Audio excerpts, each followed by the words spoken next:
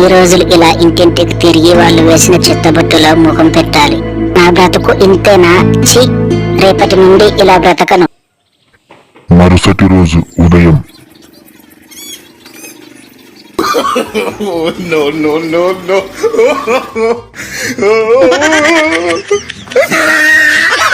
అధ్యక్ష, మన కర్మ అట్లా ఉంది. చెప్తే వించావుడు రాసి పెట్టింది అట్లా మనం ఏం చేస్తాం?